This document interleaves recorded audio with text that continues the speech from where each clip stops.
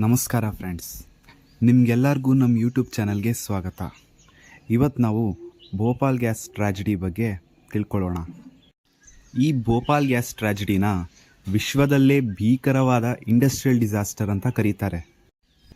ಯಾಕಂದರೆ ಈ ಘಟನೆಯಿಂದ ಸುಮಾರು 15,000 ಜನರು ಸಾವನ್ನಪ್ತಾರೆ.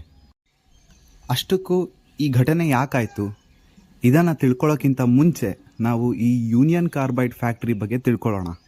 1969ರಲ್ಲಿ ಯೂನಿಯನ್ ಕಾರ್ಬೈಡ್ ಅನ್ನೋ ಕಂಪ್ನಿ ಭೋಪಾಲ್ನಲ್ಲಿ ಒಂದು ಇನ್ಸೆಕ್ಟಿಸೈಡ್ ಫ್ಯಾಕ್ಟ್ರಿನ ಕಟ್ತಾರೆ. ಅಲ್ಲಿ ಸೇವಿನ್ ಅನ್ನೋ ಇನ್ಸೆಕ್ಟಿಸೈಡ್ನ ಪ್ರೊಡ್ಯೂಸ್ ಮಾಡೋಕ್ಕೆ ಸ್ಟಾರ್ಟ್ ಮಾಡ್ತಾರೆ. ಈ ಸೇವಿನ್ ಪ್ರೊಡ್ಯೂಸ್ ಮಾಡೋಕ್ಕೆ ಮೀಥೈಲ್ ಐಸೋಸೈನೈಟ್ ಅನ್ನೋ ಕೆಮಿಕಲ್ನ ಯೂಸ್ ಮಾಡಬೇಕು. ಮುಂಚೆ ಈ ಕೆಮಿಕಲ್ನ ಹೊರದೇಶದಿಂದ ಭಾರತಕ್ಕೆ ಇಂಪೋರ್ಟ್ ಮಾಡ್ತಿದ್ರು. ಆದರೆ 1980ರಲ್ಲಿ ಈ ಕಂಪ್ನಿಗೆ ತುಂಬ ಲಾಸ್ ಆಗುತ್ತೆ. ಅದಕ್ಕೆ ಈ ಕಂಪ್ನಿ ಭಾರತದಲ್ಲೇ MIC ಪ್ರೊಡ್ಯೂಸ್ ಮಾಡೋಕ್ಕೆ ಸ್ಟಾರ್ಟ್ ಮಾಡುತ್ತೆ. ಮತ್ತು ಅದಕ್ಕೆ ನಮ್ಮ ಗೌರ್ಮೆಂಟ್ ಕೂಡ ಪರ್ಮಿಷನ್ ಕೊಡುತ್ತೆ. ಡಿಸೆಂಬರ್ 2, 1984 ಮಧ್ಯರಾತ್ರಿಯ ಸಮಯ ಮೀಥೈಲ್ ಐಸೋಸೈನೈಟ್ ಎಂಬ ಕೆಮಿಕಲ್ನ 3 ಅಂಡರ್ಗ್ರೌಂಡ್ ಸ್ಟೋರೇಜ್ ಟ್ಯಾಂಕ್ನಲ್ಲಿ ಫಿಲ್ ಮಾಡಿದರು. ಅವತ್ತು ಸ್ಟೋರೇಜ್ ಟ್ಯಾಂಕ್ನಿಂದ ಹೊರಗಡೆ ಬರೋ ಪೈಪ್ನ ಕ್ಲೀನ್ ಮಾಡೋದಕ್ಕೆ ವರ್ಕರ್ಸ್ ಅದಕ್ಕೆ ನೀರು ಹಾಕ್ತಾರೆ. ಆದರೆ ಇಲ್ಲಿ ನೀರು ಡೈರೆಕ್ಟಾಗಿ ಸ್ಟೋರೇಜ್ ಟ್ಯಾಂಕ್ ಒಳಗಡೆನೇ ಹೋಗ್ಬಿಡುತ್ತೆ. ಇದ್ರ ಪರಿಣಾಮ ಆಗಿ MIC ಮತ್ತು ನೀರು ಮಿಕ್ಸ್ ಆಗಿ ಒಂದು ಭಯಾನಕ ಗ್ಯಾಸ್ ಫಾರ್ಮ್ ಆಗುತ್ತೆ. ಟ್ಯಾಂಕ್ನ ಪ್ರೆಷರ್ ಜಾಸ್ತಿಯಾಗಿ ಗ್ಯಾಸ್ ಲೀಕ್ ಆಗಕ್ಕೆ ಸ್ಟಾರ್ಟ್ ಆಗಿಬಿಡುತ್ತೆ. ಆ ಒಂದು ರಾತ್ರಿ ಈ ಗ್ಯಾಸು ಇಡೀ ಭೋಪಾಲ್ ನಗರಕ್ಕೆ ಹಬ್ಬಿಬಿಡುತ್ತೆ.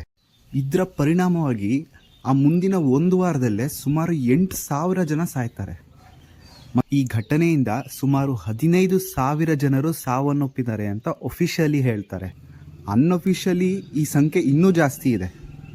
ಇದಷ್ಟೇ ಅಲ್ಲದೆ ಸುಮಾರು 5 ಲಕ್ಷ ಜನರಿಗೆ ಆರೋಗ್ಯದಲ್ಲಿ ಸಮಸ್ಯೆ, ದೃಷ್ಟಿಹೀನತೆ, ನರದ ಸಮಸ್ಯೆಗಳು, ಉಸಿರಾಟದ ತೊಂದರೆ, ಹೀಗೆ ಬಹಳಷ್ಟು ಭಯಾನಕ ಕಾಯಿಲೆಗಳನ್ನು ಅನುಭವಿಸ್ತಾರೆ. ಇದ್ರ ಜೊತೆಗೆ ಅದೆಷ್ಟೋ ದನಕರುಗಳು ಮತ್ತು ಸಾಕು ಪ್ರಾಣಿಗಳು ಸಾವನ್ನಪ್ತವೆ ಮತ್ತು ಸುತ್ತಮುತ್ತ ಇರೋ ನೀರು ಮತ್ತು ಮಣ್ಣು ಕೂಡ ಕಲುಷಿತವಾಗಿಬಿಡುತ್ತೆ.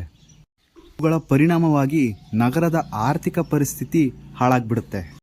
ಸಾವಿರಾರು ಜನ ತಮ್ಮ ಕೆಲಸ ಮತ್ತು ಮನೆ ಕಳ್ಕೊಂಡು ಬೀದಿಗೆ ಬೀಳ್ತಾರೆ. ಇಷ್ಟೆಲ್ಲದಕ್ಕೂ ಕಾರಣ ಆ ಯೂನಿಯನ್ ಕಾರ್ಬೈಡ್ ಕಂಪನಿ. ಇವರು ಹಣ ಉಳಿಸೋದಕ್ಕೋಸ್ಕರ ಆ ಫ್ಯಾಕ್ಟ್ರಿನಲ್ಲಿ ಯಾವುದೇ ಸುರಕ್ಷತಾ ಕ್ರಮ ತಗೊಂಡಿಲ್ಲ. ಇವರು ತಮ್ಮ ಫ್ಯಾಕ್ಟ್ರಿನಲ್ಲಿ ಕಳಪೆ ಮಷೀನ್ಸ್ನ ಯೂಸ್ ಮಾಡಿದ್ದಾರೆ. ಅಲ್ಲಿ ಕೆಲಸ ಮಾಡೋ ವರ್ಕರ್ಸ್ಗೂ ಯಾವುದೇ ಥರ ಟ್ರೈನಿಂಗ್ ಕೊಟ್ಟಿಲ್ಲ.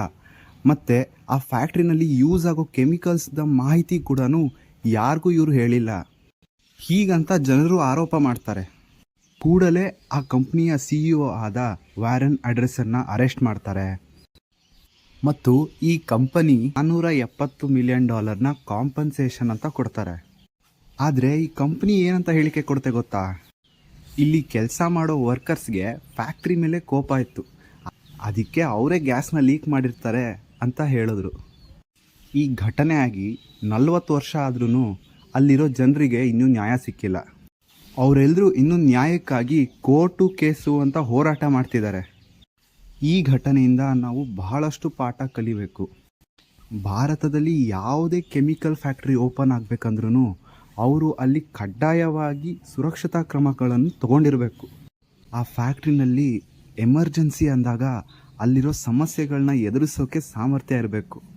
ಆ ಫ್ಯಾಕ್ಟ್ರಿಗಳಲ್ಲಿ ಉಪಯೋಗಿಸೋ ಕೆಮಿಕಲ್ಸ್ ಬಗ್ಗೆ ಅಲ್ಲಿ ವರ್ಕ್ ಮಾಡೋ ವರ್ಕರ್ಸ್ಗೆ ಮತ್ತು ಸುತ್ತಮುತ್ತ ಇರೋ ಜನರಿಗೂ ಮಾಹಿತಿ ಇರಬೇಕು.